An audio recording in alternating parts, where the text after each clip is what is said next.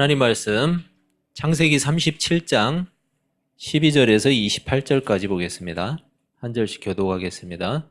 그의 형들이 세겜에 가서 아버지의 양떼를 칠 때에 이스라엘이 요셉에게 이르되 내 형들이 세겜에서 양을 치지 아니하느냐 너를 그들에게로 보내리라.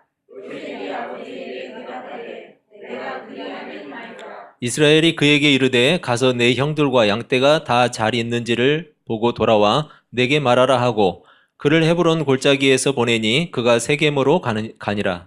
어떤 사람이 그를 만난즉 그가 그에서 방황하는지라.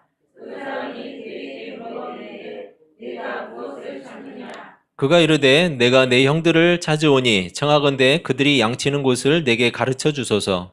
그 사람이 이르되 그들이 여기서 떠나느니라.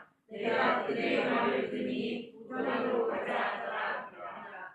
요셉이 그의 형들의 뒤를 따라서 떠나서 그들을 만나니라. 요셉이 그들에게 가까이 오기 전에 그들이 요셉을 멀리서 보고 죽이기를 꾀하여 서로 이르되 꿈꾸는 자가 없는도다. 자 그를 죽여 한 구덩이에 던지고 우리가 말하기를 악한 짐승이 그를 잡아먹었다 하자. 그의 꿈이 어떻게 되는지를 우리가 볼 것이니라 하는지라. 루벤이 듣고 요셉을 그들의 손에서 구원하려 하였되 우리가 그의 생명을 해치지 말자. 르우벤이 또 그들에게 이르되 피를 흘리지 말라. 그를 광야 그 구덩이에 던지고 손을 그에게 대지 말라 하니 이는 그가 요셉을 그들의 손에서 구출하여 그의 아버지에게로 돌려보내려 함이었더라. 요셉이 형들에게 이르되 그의 형들이 요셉의 옷 그가 입은 채색옷을 벗기고 그를 잡아 구덩이에 던지니 그 구덩이는 빈 것이라. 그 속에 물이 없었더라. 그들이 앉아 음식을 먹다가 눈을 들어 본즉 한 무리의 이스라엘 사람들이 일어나서 오는데 그 낙타들의 향품과 유향과 모략을 싣고 애굽으로 내려가는지라. 유다가 자기 형제에게 이르되 우리가 우리 동생을 죽이고 그의 피를 덮어둔들 무엇이 유익할까? 자를 이스마엘 사람들에게 발표하고 그에게 우리 손을 대지 말자. 그는 우리의 동생이요 우리의 혈육이라 하며 그의 형제들이 청종하였더라. 같이 읽습니다. 그때 미디안 사람 상인들이 지나가고 있는지라 형들이 요셉을 구덩이에서 끌어올리고 은 20에 그를 이스마엘 사람들에게 팔매 그 상인들이 요셉을 데리고 애굽으로 갔더라. 아멘. 여러분 반갑습니다. 예, 같이 인사 한번 하시죠. 예, 반갑습니다. 예.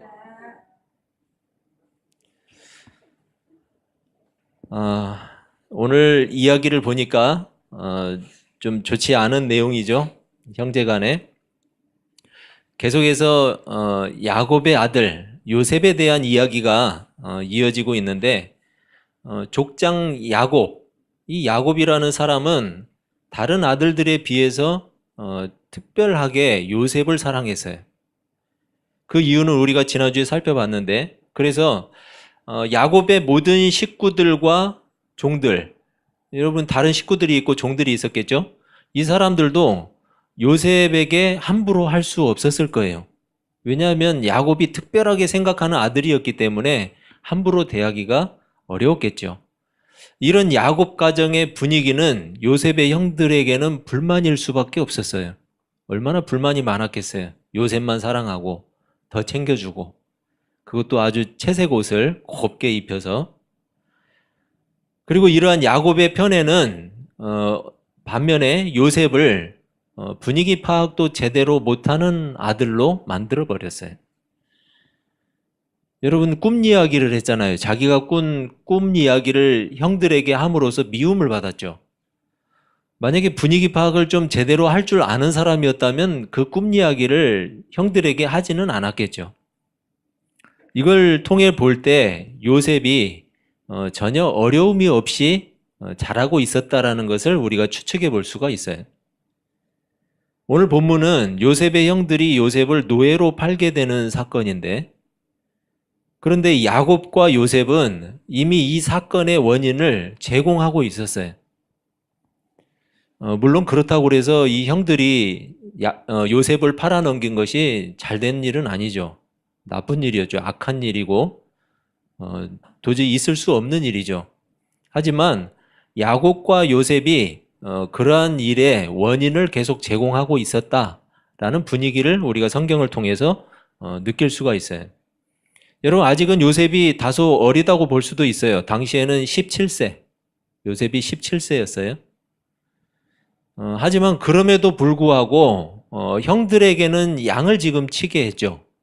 멀리 그쪽에는 건기와 우기가 나누어져 있기 때문에 우기가 되면은 비가 약간 내리기 때문에 어딜 가도 풀이 있으니까 멀리 갈 필요가 없었는데 이 건기에는 풀을 찾아서 양을 이동을 시키면서 방목을 해야 되는 그 어려움이 있었죠. 우리가 볼 때는 상당히 낭만적으로 보이지만 그들에게는 굉장히 어려운 작업들이었겠죠. 여러분, 이렇게 형들은 양을 치게 하고 요셉은 그런 형들을 어떻게 해요? 지금 살피게 하죠. 양들이 잘 있는지, 형들이 잘 있는지 살펴보고 와라. 말이 굉장히 말은 좋아 보이는데 어떻게 보면 일종의 좀 감시자 같은 느낌이 딱 들죠. 이런 상황 역시 다른 형제들은 나쁜 감정을 가질 수밖에 없는 원인을 제공했을 거예요. 똑같이 양을 치는 것도 아니고 자기들은 양을 치고 요셉은 마치 감독자처럼 순회를 하고 자신들의 감독자나 감시자로 느껴졌기 때문에 이들이 기분 좋을 리는 없었을 거예요. 요셉의 형들은 만약에 계속해서 이런 분위기가 이어진다면 요셉이 꾸었던 꿈이 있죠. 그 요셉의 꿈이 현실이 되는 거 아닌가, 이런 생각을 당연히 했을 거예요. 왜냐하면 지금도 저렇게 어린 나이에도 마치 우리의 감독자처럼 우리를 이렇게 감독을 하는 것처럼 보이는데 아버지가 계속해서 요셉만을 사랑한다면 아버지의 그 장자권을 혹시 언약의 후계자로 요셉을 삼는 것이 아닌가, 그런 생각을 했을 거예요. 요셉의 형들은 바로 그런 불만의 감정 속에서 하루하루를 살고 있었어요. 여러분, 계속해서 감정이 쌓여갔겠죠. 그런데 지금 양을 지금 치고 있어요, 형들이. 그것도 세겜, 그 유명한 세겜에서 좋지 않은 디나의 그 사건이 일어났던 곳인데 감정이 괜찮아졌는지 분위기는 성경에서 말하지 않으니까 모르겠어요. 그런데 아무튼 그 땅에까지 가서 양을 방목할 정도면 풀이 상당히 이쪽 근처에는 없었다라고 알 수가 있죠. 북쪽으로 계속 올라간 거예요. 거기도 모자라서 도단이라는 지역까지, 거기서 더 북쪽으로 올라가는데 거기까지 가서 지금 양을 치고 있어요. 양을 치고 있는데 저 멀리서 누군가 지금 오고 있어요. 그런데 한눈에 알아봤어요. 어떻게 알아봤을까요? 그렇죠. 채색 옷을 입고 있었어요. 그 아버지가 지어준 옷, 자기들하고는 다르게 특별하게 지어 입힌 옷. 그 옷을 입은 인물이 누구밖에 없어요? 요셉밖에 없어요. 여러분, 금방 알아차렸어요. 그 채색 옷이 눈에 들어오는 순간 형제들은 다시 부글부글 끓기 시작했어요. 감정이 올라오는 거예요. 그러면서 요셉이 오는 것을 보면서 뭐라고 이야기하죠? 꿈꾸는 자가 오는도다. 비아냥거리는 거죠. 저 녀석이 우리의 감독자가 되는 꿈을 꾸었다 이거죠. 요셉이 전에 말했던 그 꿈 이야기, 형들에게 다시 상처로 찾아오는 거예요. 다시. 결국 이런 감정이 이제 폭발할 지경까지 이르러서 폭발을 해버리는데 요셉을 잡아서 죽이고 구덩이에다 던져버리자 라고 이야기를 해요. 형제들끼리. 그리고 아버지 야곱에게는 악한 짐승이 요셉을 잡아먹었다, 이렇게 거짓말을 하자고 이야기를 하죠. 이런 형제들의 음모에 반대한 사람이 한 사람이 있었는데 누구죠? 르우벤이라는 아들이었어요. 사실상 장자였죠, 르우벤이. 그런데 장자였지만 르우벤이 실수를 한 게 있죠. 그게 뭐였어요? 아버지의 첩인 빌하, 아버지의 첩 빌하라는 여인과 동침을 한 거예요. 여러분, 비록 첩이었지만 그 첩을 통해서 두 아들이 나왔어요. 자기 형제 중에 두 아들. 그런데 아버지 첩에게 손을 댔던 이 르우벤, 그 두려움과 책임, 굉장히 컸겠죠. 그리고 성경에서는 묘사하고 있지 않지만 이 르우벤이 받고 있는 중압감은 굉장했을 거예요. 아버지의 눈도 제대로 마주치지도 못하고 피해 다녔을 거예요. 여러분, 이 요셉을 죽여서 던지자고 하는 이 구덩이는 그들이 방목을 하기 때문에 우기가 되면은 거기에 물을 채워요. 물을 가두어서 건기 때 그 우물물을 길어서 짐승을 먹이고 또 사람도 사용하는 그런 곳으로 물 저장 탱크죠. 한마디로 이야기하면. 그래서 얕은 곳은 광야에 가보면 얕은 곳은 한 2m, 깊은 곳은 한 8m까지 이렇게 돼요. 그런데 아무튼 르우벤은 그런 어떤 마음의 부담감이 있었기 때문에 요셉을 구하려고 했던 것 같아요.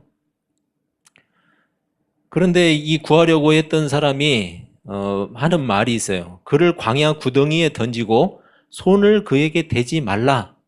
이렇게 이야기를 해요. 손을 그에게 대지 말라. 여러분, 히브리어에서 이 손이라는 단어는 야드라는 단어인데, 이 손이라는 것은 권한이나 주권을 이야기해요. 손은. 그리고 소유를 이야기하기도 해요. 소유. 또 능력이나 힘, 권위 이런 것을 상징하는 게 바로 이 손이라는 단어예요. 따라서 르우벤이 손을 그에게 대지 말라 이렇게 말한 이유가 있어요. 그건 뭐냐면 이미 르우벤은 아버지의 소유였던 첫 비라를 범했죠. 범하고 나서 이것이 아버지의 권위를 얼마나 심각하게 훼손하는 일인가 라는 것에 대해서 질타를 받고 있었을 거예요. 르우벤이 아버지 야곱이 생명처럼 여기는 요셉, 이 요셉을 해칠 수가 없었던 이유는 바로 거기에 있어요. 또다시 아버지의 주권에 도전하는 일이었죠, 이거는. 그리고 르우벤은 바로 그런 사실을 알고 있었고 너무나 두려웠기 때문에 자기 자신에게 책임이 떨어질 것을 두려워하고 있었어요. 그렇지만 상황은 르우벤의 뜻대로 돌아가지 않은 것 같아요. 죽이지는 말자는 르우벤의 말대로 요셉을 죽이지는 않았어요. 그래서 요셉의 채색 옷을 벗겨버리고 구덩이에 던지죠. 그때는 아마 물이 없었던 것 같아요. 물이 없어도 물이 고여 있었던 곳이기 때문에 아마 이 진흙탕처럼 말랑말랑한 진흙들이 아래에 있었을 거예요. 그곳에 요셉을 던져버렸어요. 여러분, 이 채색 옷, 아버지가 요셉에게 입혀준 옷이죠? 아버지 손으로 입혀준 옷.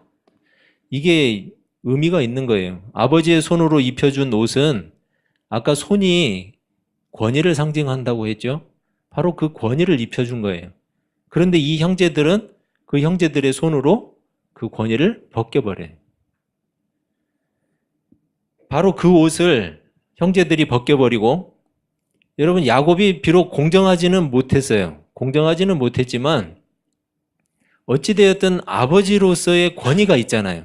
그런데 이 권위가 지금 무시되고 있는 거예요.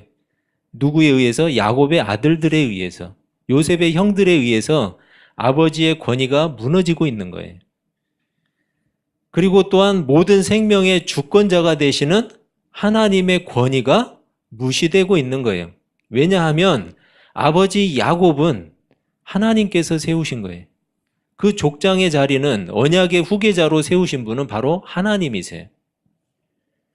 여러분, 모든 생명의 소유권은 누구에게 있죠? 하나님께 있어요. 그런데 지금 요셉을 해치려고 하고 있어요. 모든 일의 주권도 하나님께 있고, 그래서 하나님은 날마다 섭리하시는 거예요. 그분 손으로 직접 섭리하세요. 그것을 인정하기 때문에 모든 일의 결국을 하나님께 맡기라고 하는 거예요. 때로는 내 뜻대로 아니하실지라도 그분을 끝까지 의지하라고 말하는 거예요. 여러분은 오늘 성경을 보면서 자신을 누구라고 생각하시는지 모르겠어요. 혹시 나를 요셉이라고 비유하고 있을까? 아니면 르우벤? 아니면 형제들? 여러분, 누구라고 생각하세요? 우리는 누구에게도 해당될 수 있어요. 누구에게도 해당이 다 돼요. 신자이면서 때로는 요셉처럼 분위기 파악 못하고 자만할 수 있어요. 때로는 르우벤처럼 하나님의 주권에 도전하는 우를 범할 수도 있어요. 때로는 형제들처럼 누군가의 생명, 누군가의 영혼을 넘어뜨리는 사람이 될 수도 있어요. 여러분, 우리는 누구에게든지 해당될 수 있어요. 여러분, 신자답게 살기 위해서 분위기 파악을 잘해야 돼요. 그죠, 여러분? 우린 분위기 파악 잘해야 돼요. 먼저는 하나님께 대한 분위기를 파악을 잘해야 돼요. 그건 뭐냐? 하나님의 뜻을 제대로 파악하는 일이에요. 하나님의 뜻이 무엇인가? 그게 분위기 파악 잘하는 거예요. 자기 마음대로 해석해서는 안 된다는 거예요. 하나님의 말씀을 자기 마음대로 해석하면 곤란하죠. 그렇다면 그 하나님의 뜻을 제대로 파악하지 못하고 행하지 못하는 거죠. 그리고 여러분 또 세상에 대한 분위기도 파악을 잘해야 돼요. 세상에 대해서도 신자는. 하나님의 뜻을 세상에 어떻게 적용할 것인가를 잘 파악해야 돼요. 여러분, 아무리 하나님의 뜻일지라도 신자들이 세상에 대해서 무례하다면, 그렇다면 그것은 오히려 하나님을 욕되게 하는 일이에요. 여러분, 신자가 하나님의 뜻을 세상 가운데 나타낸다고 해서 무조건 공격해서는 안 돼요. 무례해서는 안 돼요. 그런 면에서 요셉은 지혜롭지 못했어요.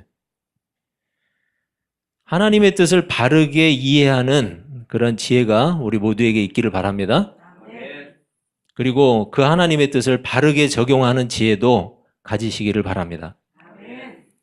르우벤과 형제들의 입장에서 보면 다소 억울한 측면들이 있죠. 그들 입장에서는 하나님이 야곱이나 요셉을 좀 혼내줬으면 하는 마음이 있을 거예요. 왜? 야곱은 편애하고 있잖아요. 차별하고 있잖아요.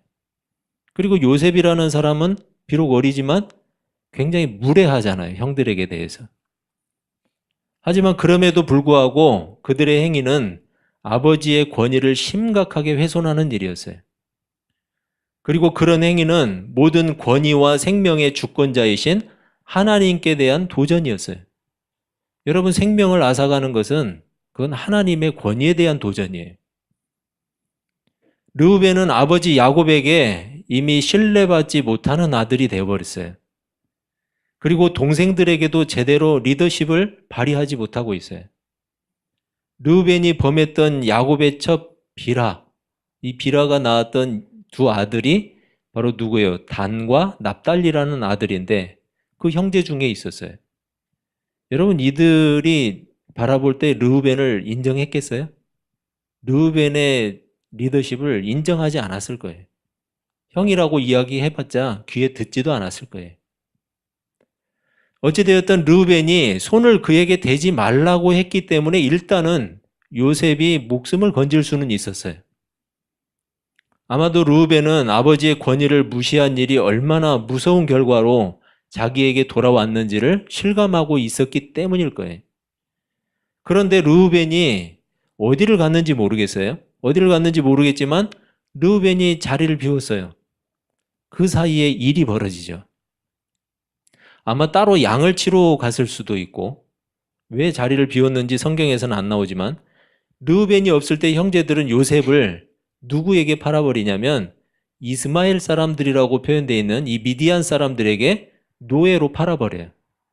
은 20을 받고. 그 일을 주도한 사람이 누구였느냐? 유다라는 사람이었어요. 유다 역시 요셉을 죽이는 것에 대해서 심적인 부담을 크게 느꼈어요. 죽이지는 말자라고 이야기를 해요. 왜냐하면 결국은 구덩이에 넣어놨다가 형제들이 죽일 수도 있고 아니면 거기에서 그냥 죽을 수도 있는 거예요. 그러니까 죽이지는 말고 팔아버리자라고 이야기를 하죠. 여러분, 본문 26절과 27절에서 이렇게 말을 해요. 유다가 자기 형제에게 이르되 우리가 우리 동생을 죽이고 그의 피를 덮어둔들 무엇이 유익할까? 자, 그를 이스마엘 사람들에게 팔고 그에게 우리 손을 대지 말자. 그는 우리의 동생이요 우리의 혈육이니라 하며 그의 형제들이 청종하였더라. 그의 형제들이 그것을 좋게 받아들였던 것 같아요. 그래, 그러자라고 동의를 했어요. 여러분, 형들에게 배신을 당하고 노예로 팔려가는 요셉이 얼마나 무섭고 비참했을까요? 그런데 그런 요셉의 감정이나 행동에 대해서 성경은 뭐라고 하죠? 한마디도 안 해요. 한마디도 안 해요. 요셉은 아마도 형들에게 한 사람 한 사람 붙들고 살려달라고 애원했을 거예요. 여러분, 그러지 않았겠어요? 형, 나 무서워. 나 좀 살려줘. 내가 다시는 안 그럴게. 이렇게 이야기하지 않았겠어요? 그런데 성경은 거기에 대해서 아무 말도 하지 않아요. 왜 그런지 모르겠어요. 우리가 계속해서 창세기를 살펴보겠지만 결국 요셉의 이러한 희생이 없었다면 야곱의 가정은 기근 속에서 살아남기 어려웠어요.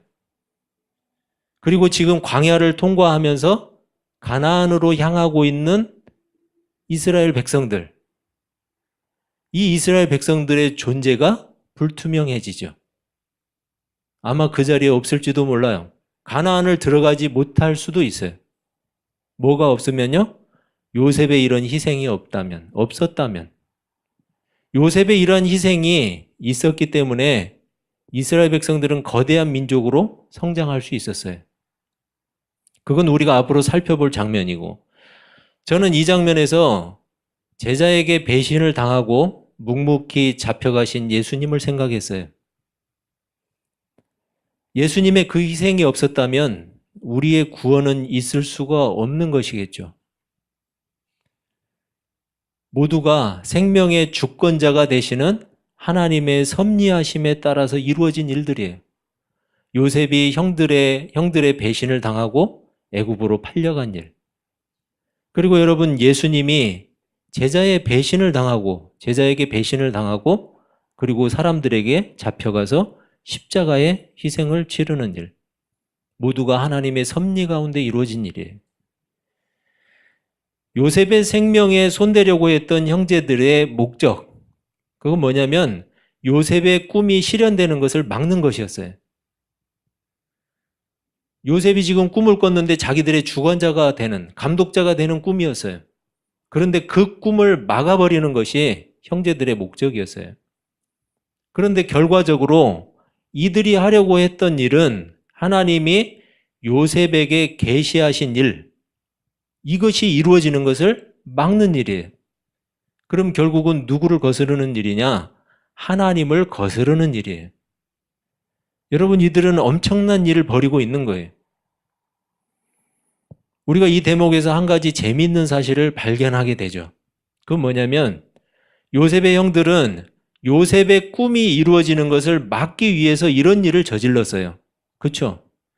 하지만 그들의 행동이 오히려 어떻게 됐어요? 그 꿈이 이루어지게 하는 일에 중요한 역할을 했어요. 요셉이 애굽으로 들어가는 일에 중요한 역할을 한 거예요. 그렇다고 이들을 칭찬하면 안 돼요. 바로 이 과정 속에서 하나님의 섭리가 숨어 있다는 것을 알 수 있어요. 인간들은 어떠하든지 하나님은 하나님의 뜻대로 이루어 가신다는 거예요. 여러분, 예수님을 십자가에 못 박아 죽이는 것, 이것은 하나님의 계획을 무너뜨리기 위한 사단의 계략이었어요. 그래서 구원이 이루어지지 못하게 하기 위한 사단의 계략이었어요. 메시아를 죽여버리는 일. 이 땅에 메시아로, 구원자로 오신 예수님을 죽여버리면 그 구원이 이루어지지 않을 것이다 라는 것이 사단의 계략이었어요. 그래서 예수님을 잡아 죽이려고 했던 거예요.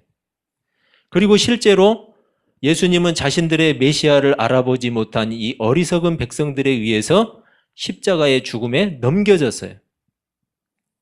그렇게 사단의 계략은 성공하는 것처럼 보였어요.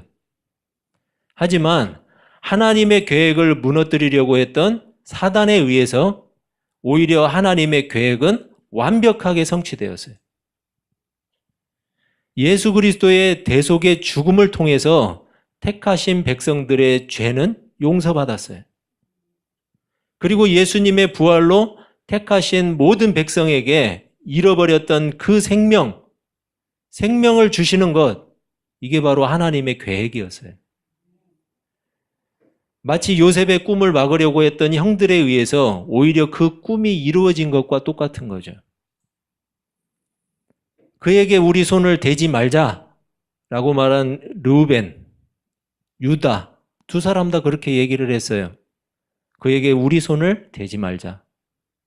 왜냐하면 모든 주권은 결국 하나님께 있기 때문이에요. 당연히 요셉에 대한 소유권은 누구에게 있어요? 하나님께 있는 거예요. 요셉과 이스라엘 백성들의 삶의 주관도 누가 하세요? 바로 하나님이 하시는 거예요. 그 주권도 하나님께 있어요. 이 세상과 역사의 주관자 역시 하나님이세요. 오늘 본문의 표현을 빌리자면 하나님이 손대고 계시는 거예요. 하나님이 손대고 계세요, 이 세상에는. 우리는 하나님의 손에 붙들린 하나님의 소유예요. 하나님은 우리 삶에 일일이 손대고 계세요. 물론 우리를 강제로 움직이시는 분은 아니에요. 그분은 인격적인 분이세요. 하지만 우리가 어떤 일을 계획하고 행동할지라도 그 일을 통해서 우리 삶을 손보고 계시는 분이 하나님이세요. 형들이 요셉을 노예로 팔아버렸어요. 그런데 요셉은 훗날 형들에게 이렇게 고백을 해요. 창세기 50장 20절인데 당신들은 나를 해하려 하였으나 하나님은 그것을 선으로 바꾸사 오늘과 같이 많은 백성의 생명을 구원하게 하시려 하셨나니. 당신들은 나를 해치려고 노예로 팔아버렸지만 하나님은 그것을 오히려 선으로 바꾸어서 하나님의 목적을 이루었다.